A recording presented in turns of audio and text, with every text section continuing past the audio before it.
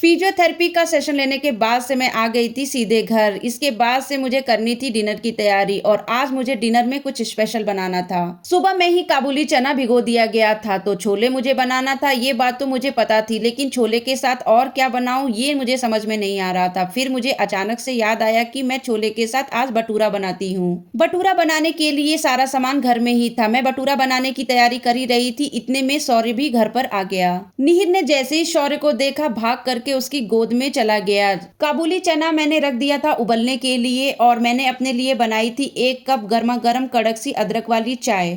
भटूरा बनाने के लिए डो को 2 से 3 घंटे रेस्ट पर रखना पड़ता है, इसलिए मैं जल्दी जल्दी भटूरा के लिए डो लगा रही थी। इतने में मेरी चाय भी ठंडी हो गई। शौर्य को भी चाय पीना बहुत ही ज्यादा पसंद है। मैंने शौर्य से पूछा तो उसने बोला कि मैं चाय पी लूंगा। अपना काम फिनिश करने के बाद से मैंने शौर्य के लिए 1 कप चाय बनाई। डिनर की तैयारी करने के बाद से अब मुझे शौर्य के साथ किसी काम से बाहर जाना था। निहिर ने जैसे ही सुना कि मम्मा और शौर्य भैया बाहर जा रहे हैं, निहिर भी जूता पहन करके तैयार होने लगा। निहिर हगीज पहन करके ही पूरे घर में घूम रहा था। जैसे ही बाहर जाने की बात सुनी उसने पैंट ढूंढना चालू किया, लेकिन जब पैंट नहीं मिली तो उसने टी शर्ट को ही पैंट बना करके पहन लिया। निहिर की ये सब हरकतें देख करके हम सभी लोग खिलखिला करके हंस रहे थे और मैं यही सोच रही थी कि बच्चे कितने मासूम होते हैं। जब भी मुझे निहिर को अपने साथ बाहर लेकर के जाना होता है, मैं निहिर को खुद ही तैयार करके लेकर के जाती हूँ। अभी मैं निहिर को तैयार नहीं कर रही थी, इसलिए निहिर को समझ में आ गया था कि मम्मा मुझे नहीं लेकर के जाने वाली है। मेरा क्यूट सा निहिर इतना समझदार हो चुका है कि उसको पता है कि बाहर जाने से पहले उसको पैंट और शूज पहनना है। बेचारा शूज और पैंट पहन करके पूरे घर में घूम रहा था। निहिर जैसे ही अपनी जगह से चलना शुरू कर रहा था, उसकी सो कॉल टी शर्ट वाली पैंट बार बार सरक जा रही थी और ये सब देख करके हम सब हंस रहे थे।